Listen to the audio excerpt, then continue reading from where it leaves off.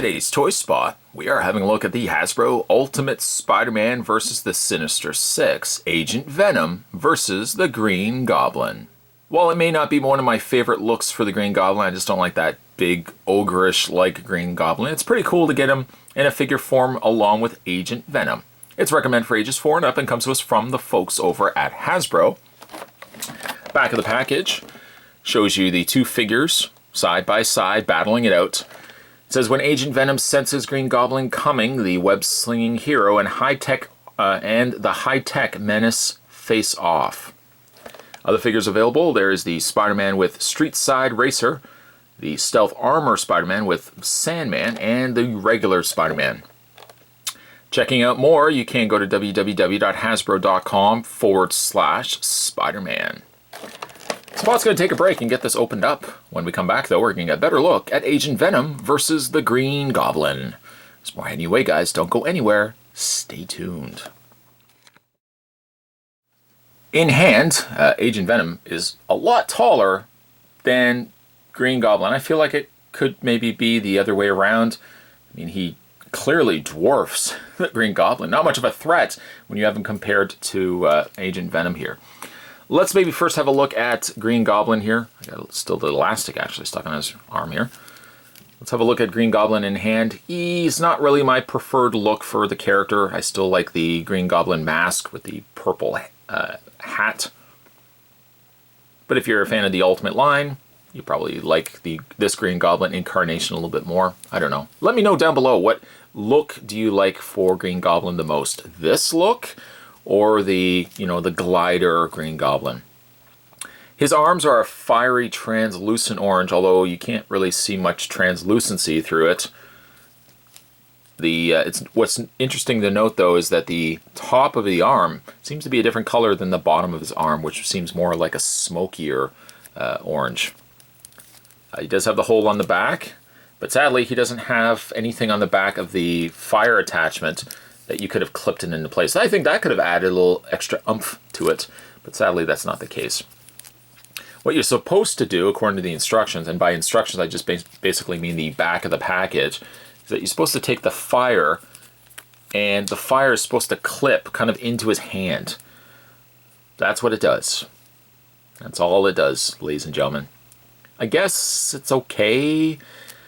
Again, I wish there was a way that it could have pegged. It's just such a thin, almost insignificant piece of plastic. But at least if you had been able to peg it onto the back too, you could have done a little extra something to it. His body's very short. His one leg is kind of pre-posed, being that it's already bent. I guess the face isn't bad if I knew it wasn't Green Goblin. Just not my thing, but he's not bad, I suppose. He is a lot smaller by some of the other comparisons that we had to look at. There he is next to Sandman.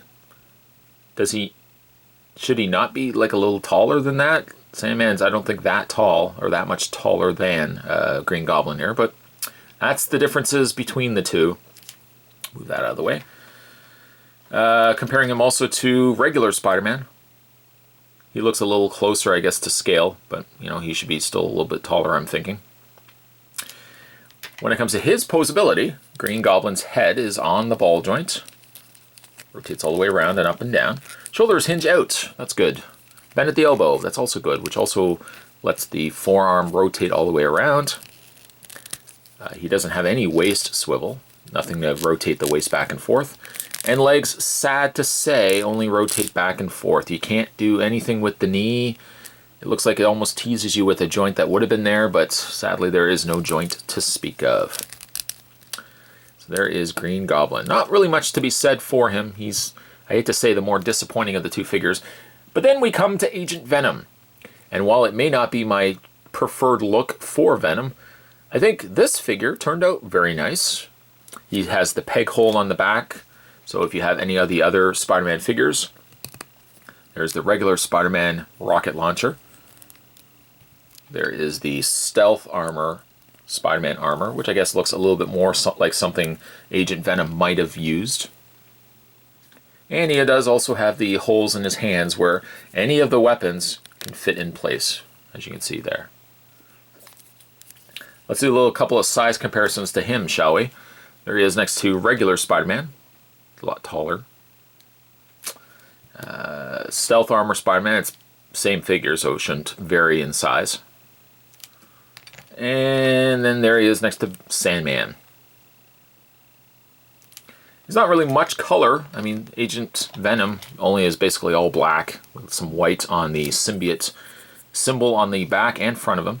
And he's got a white outline around his eyes. Other than that, he's just basically a black figure. Head to toe. He's got some spikes on his shoulders. That's neat. Spikes on his knees. Not simplified at all by articulation, although, like the Spider-Man, you can't move his legs out. But at least he has a good ball joint in the head. Just a little bit bigger of a head, though. Hinged shoulders, they rotate out, no issues there. Again, all the way around.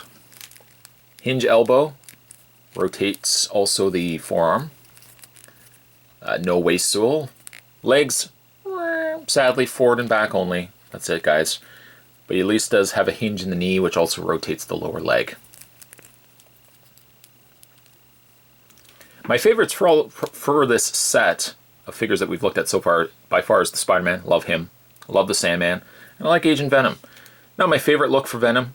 Not at all. I still like old classic Venom with the big tongue sticking out, but I like this Venom. Good toy. Good fun toy for little kiddies. Today we're having a look at the Ultimate Spider-Man versus the Sinister Six. We're looking today at Agent Venom and a very small and almost less impressive Green Goblin. Stay tuned, guys. Stay tuned. Spot's going to have more videos heading your way. As always, thanks for watching as you always do. I'll see you next time.